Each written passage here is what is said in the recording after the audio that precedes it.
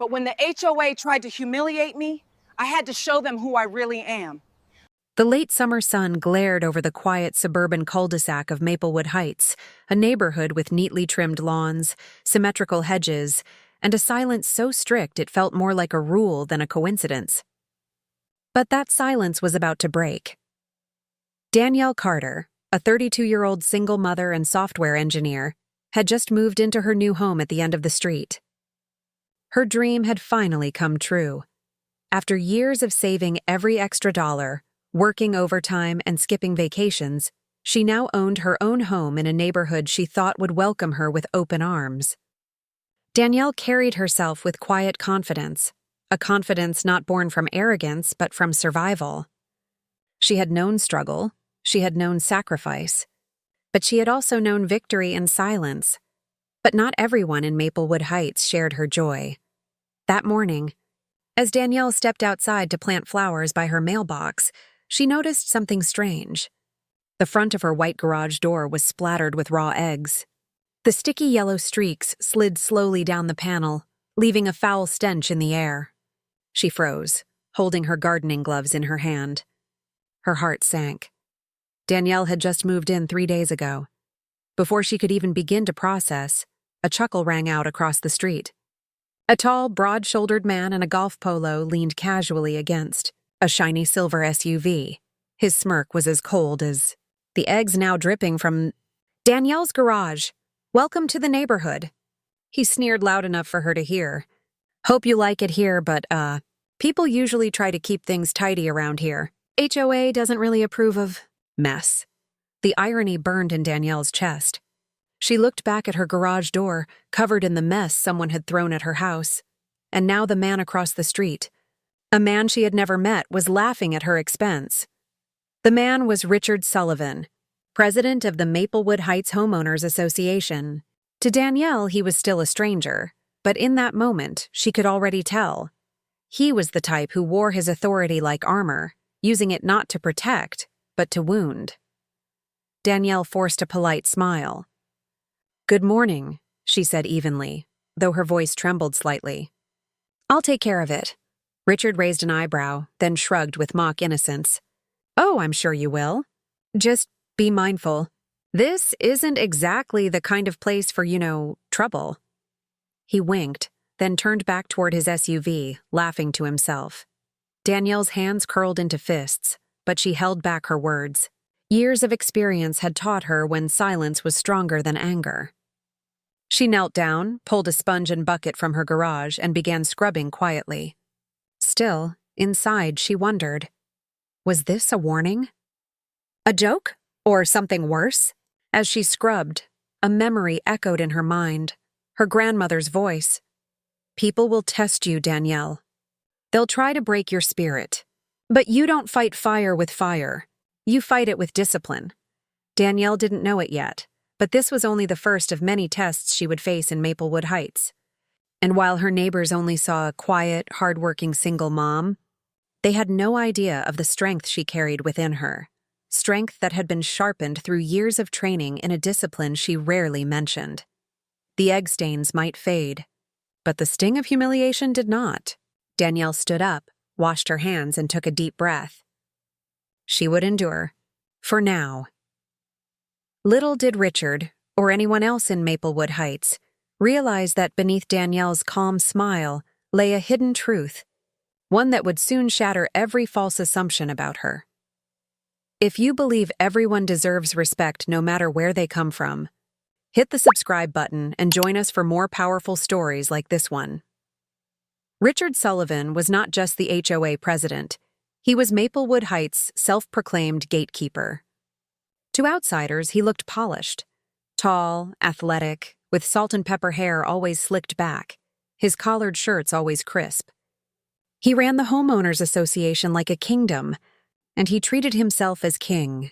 To Richard, Maplewood Heights wasn't simply a neighborhood. It was his trophy, proof that he had risen above the mediocrity he believed plagued the world beyond their manicured lawns. He wasn't shy about reminding everyone of his position either. Rules weren't guidelines to him, they were weapons. And he wielded them with pride. When Danielle moved in, Richard immediately noticed. He watched from his driveway as she carried boxes with the help of her 10-year-old son, Isaiah. He took note of her car, a slightly older sedan that didn't gleam the way his luxury SUV did. He eyed her modest furniture being carried inside, shaking his head. "She's not Maplewood material," he muttered to his wife one evening as they sipped wine on their back patio. "This neighborhood has standards. People like her. They don't last long here." His wife, Pamela, frowned slightly. "Richard, she just moved in. Give her a chance." But Richard wasn't listening. In his mind, Danielle was already a threat to the perfect image he wanted to maintain. And worse, she didn't seem eager to impress him. He was used to neighbors groveling for approval, desperate to stay on his good side. But Danielle? She gave him polite smiles and carried on with her life. That alone was enough to irritate him. At the next HOA meeting, Richard brought her up casually. "We have a new neighbor," he said, smiling with that practiced charm. "Danielle Carter. She's different. Hopefully she understands how we do things around here. We wouldn't want Maplewood's reputation slipping." Several board members chuckled politely, some nodding in agreement, others looking uncomfortable but too timid to speak against him. One elderly woman raised her hand. "She seems lovely. I spoke with her son while walking my dog. Very polite boy." Richard leaned forward, lowering his voice into a mock whisper. "Appearances can be deceiving, Margaret. You'll see." It wasn't just words. Richard's actions spoke louder. He began driving past Danielle's house more frequently, slowing his car to scan her yard. If her trash can lingered on the curb an hour too long, she got a warning letter. If her grass grew half an inch taller than the neighborhood rulebook allowed, she received another notice. And when he saw Isaiah's basketball hoop near the driveway, Richard smirked. "This isn't a playground," he muttered to himself, already drafting a complaint letter. Behind Richard's arrogance was a belief that he was protecting Maplewood from outsiders. In reality, he was feeding his ego, using power to belittle those he thought beneath him. And with Danielle, he had found his latest target. But what Richard failed to realize was that Danielle was not just another neighbor. And the more he tried to break her spirit, the closer he was pushing her toward revealing a strength that would shake Maplewood Heights to its core. Danielle Carter's life had always been a balancing act between perseverance and patience. On the surface, she appeared ordinary, a mother juggling work deadlines, school drop-offs, and bills. But beneath the surface lived a reservoir of discipline few could imagine. Long before Maplewood Heights, Danielle had walked a harder road. Growing up in Atlanta, she was raised by her grandmother, Loretta, after her parents separated. Loretta was a stern yet loving woman, the type who believed in hard lessons and quiet strength. Danielle was shy as a child, often bullied in school for her hand-me-down clothes or for sitting quietly at lunch. But one summer, when she was just 11, her grandmother enrolled her in a local karate dojo, hoping it would build her confidence. Danielle never forgot that first day. The dojo smelled faintly of sweat and pine wood polish. The other kids towered over her, moving with sharp, precise kicks and strikes. She felt small, clumsy, out of place. But when the instructor, a patient man named Mr. Takeda, asked her to stand in fighting stance, something clicked. She wasn't graceful, not yet, but she had focus. He saw it immediately, the way her eyes locked in, unflinching. Years passed, and Danielle poured herself into training. She studied katas late into the evening, sometimes practicing in the narrow hallway of her grandmother's apartment. When other kids were hanging out at the mall, Danielle was at the dojo, barefoot on the mat, perfecting each strike. By the time she was 18, she had earned her black belt.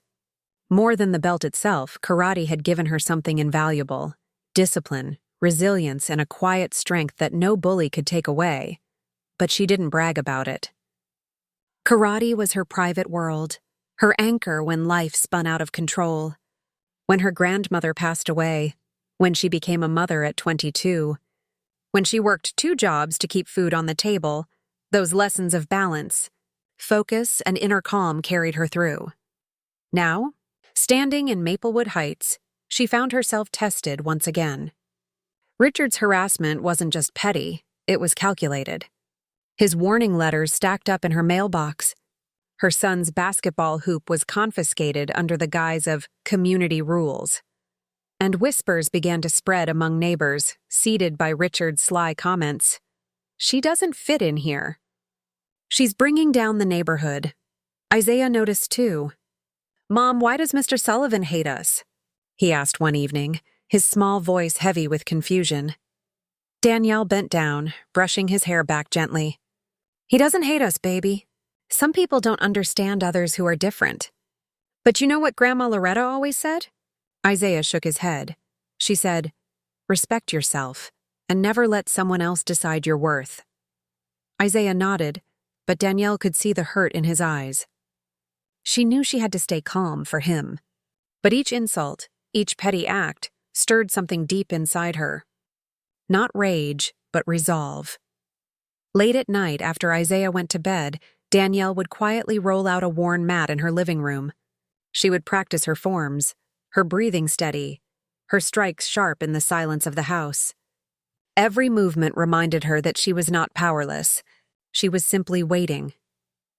Neighbors, unaware of this hidden side, only saw the surface. A woman who ignored Richard's taunts, who picked up her trash cans quickly, who smiled even when insulted. They mistook her silence for weakness.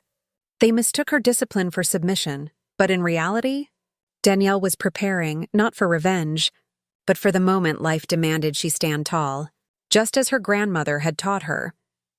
And that moment was coming sooner than anyone in Maplewood Heights could imagine.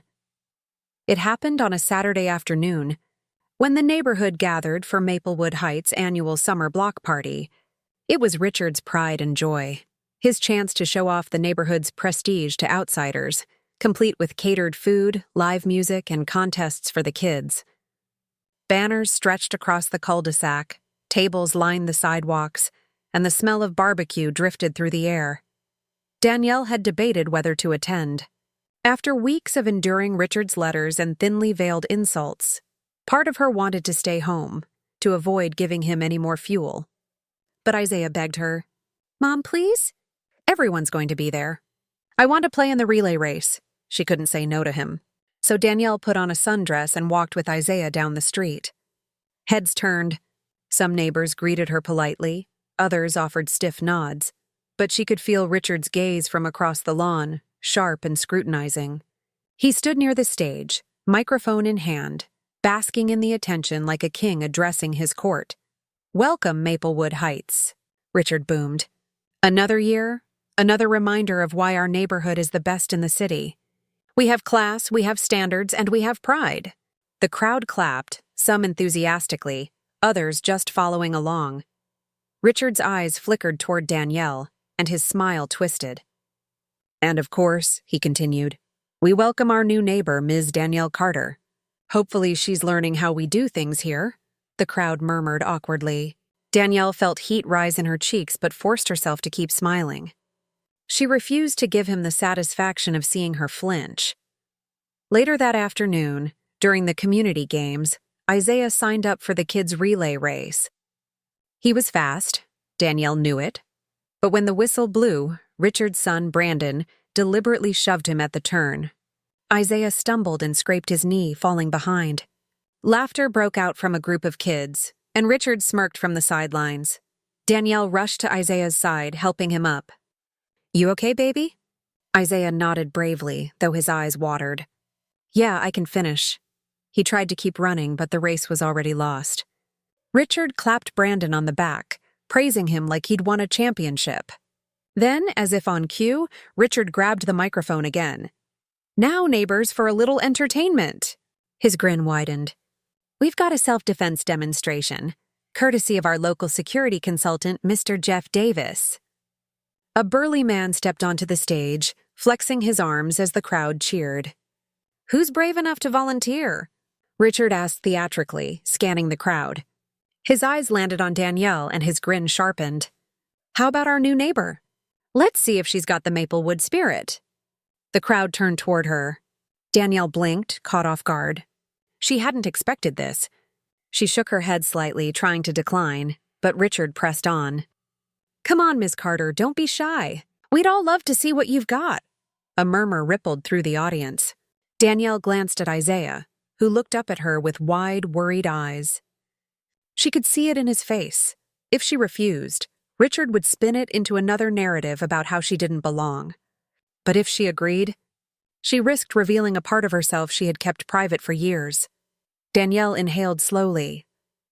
Then, with calm composure, she stepped forward. "All right," she said softly but firmly. "I'll do it." Richard's grin widened. "Excellent. Let's give her a hand, folks." Jeff, the security consultant, stepped onto the mat. "Don't worry," he said with a cocky smile. "I'll go easy on you." Danielle met his eyes without flinching. "That won't be necessary." The demonstration began with Jeff showing a basic wrist grab. He reached for Danielle's arm, confident she'd struggle.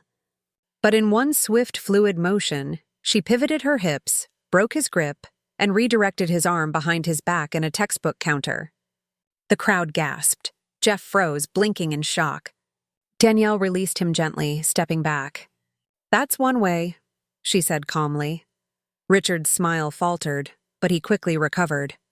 "Beginner's luck," he said, waving dismissively. "Try something else." Jeff lunged again, this time with a mock chokehold. Danielle moved like water, slipping aside, striking his forearm, and twisting her body in a seamless defense that sent Jeff stumbling forward.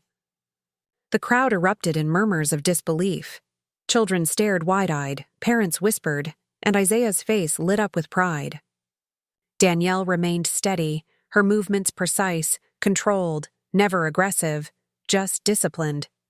Finally, Jeff, now visibly rattled, attempted a clumsy takedown. Danielle responded with a clean sweep, guiding him to the ground with such speed and accuracy that the audience fell silent. She stepped back, offering him a hand up, her breathing calm and even. The silence lingered until Isaiah shouted, "That's my mom!" His voice cracked with pride, and suddenly the crowd broke into applause. Richard's face turned red, his jaw tightening. This wasn't the humiliation he had planned. He wanted the crowd to laugh at her, to see her as weak. Instead, they were looking at her with awe. Danielle bowed slightly to Jeff, then to the crowd, her face serene. She hadn't sought this moment, but it had found her. And for the first time, Maplewood Heights saw her not as an outsider, but as someone extraordinary. Richard clenched his fists at his sides, his smile gone. He realized, too late, that Danielle Carter had just shifted the balance of power in Maplewood Heights. And it terrified him. Stay tuned, because what comes next will shock you even more. Danielle's hidden truth is about to surface, and Richard's carefully built facade is about to crumble. Richard Sullivan had always believed Maplewood Heights revolved around him. But after Danielle's revelation and the shift in the neighborhood's respect, the cracks in his throne widened quickly. The very people who once nodded along to his rules were beginning to question his motives. At the next HOA gathering, Richard tried to regain control. He cleared his throat and launched into another lecture about standards and tradition. But the energy in the room was different now. People were no longer nodding on cue. They were whispering, exchanging glances, even rolling their eyes. Margaret, the elderly neighbor, finally spoke aloud. "Richard, I think we've all had enough. You've gone too far. Danielle has shown more dignity in a few weeks than you've shown in years." Applause broke out around the table. Richard's face tightened. "This is my neighborhood," he snapped, his voice cracking with desperation. "Without me, Maplewood would fall apart." But instead of support, silence met his outburst. Then another neighbor, a young father, raised his voice. "Richard, Maplewood isn't yours. It's ours, and we're tired of your bullying." One by one, board members began siding with Danielle. They praised her composure, her discipline, and her willingness to contribute to the community. Richard's long list of petty violations and complaints suddenly looked like exactly what they were: an abuse of power. When a motion was raised to vote on his position as HOA president, the result was swift and decisive. Richard was removed. The gavel he had once slammed with authority now felt like a weight in his trembling hands. He left the clubhouse in silence, his SUV pulling away from the cul-de-sac that no longer bowed to him. From his window, Isaiah watched with a grin. "Mom, you won." Danielle placed a hand on his shoulder, smiling softly. "No, baby, we won. Because now, everyone here knows the truth about what respect really means." Richard's reign had ended, not with the dignity he thought he commanded, but with the humiliation of a man undone by his own arrogance. With Richard gone, a new spirit began to take root in Maplewood Heights. For years, the neighborhood had been defined by his rigid rules and suffocating control, but now, it was as if the air had cleared. Neighbors greeted each other with genuine warmth instead of stiff politeness. Children played more freely in the cul-de-sac without fear of being scolded. And at the center of it all stood Danielle Carter. It started small.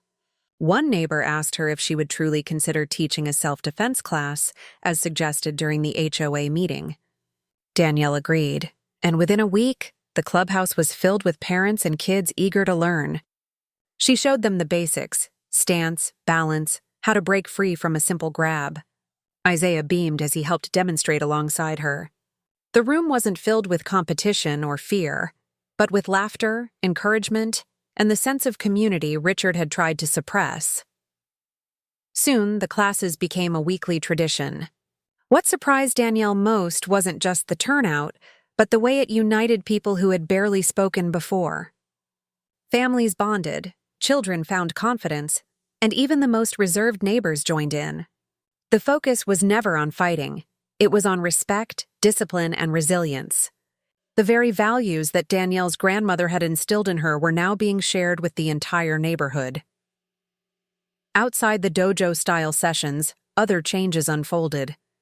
The HOA board, now restructured, adopted a new approach, less about policing appearances and more about fostering togetherness. Instead of writing warning letters for small infractions, volunteers organized community projects, gardening days, block cleanups, and mentoring for local kids. Danielle, though not seeking leadership, became a natural guiding voice. People turned to her not out of fear, but out of respect. Even Isaiah felt the transformation. Kids who once mocked him for being different now asked to shoot hoops at his driveway. He walked taller, proud of his mother, proud of himself, and proud of their home. Word spread beyond Maplewood Heights. Local news outlets caught wind of the single mother who had stood up to an arrogant HOA president and inspired her community to change. Danielle gave one quiet interview where she said simply, "It's not about winning or losing. It's about building respect for yourself and for others. That's the foundation of a real community." The story touched hearts, and soon letters and emails poured in from strangers thanking her for her example. Some asked how to start similar programs in their own neighborhoods. Danielle was humbled. She never sought recognition, only peace for her son and herself. Yet, in standing firm, she had sparked something bigger. One evening, as the sun dipped below the rooftops and children's laughter echoed down the street, Isaiah hugged his mom tightly. "I'm glad we moved here," he whispered. Danielle looked around. The smiles, the unity, the sense of belonging, and nodded. "Me too, baby. Me too." Maplewood Heights had changed. No longer a place of fear and control, it was now a community of respect and resilience. And it all began with one woman who refused to be broken by arrogance, who chose discipline over anger, and who led not with power, but with quiet strength. In the end, Danielle Carter's story wasn't just about a single mother standing up to a bully. It was about the power of resilience, discipline, and respect. Maplewood Heights learned that real strength doesn't come from authority, rules, or intimidation. It comes from character. It comes from the quiet determination to do what's right, even when others try to tear you down.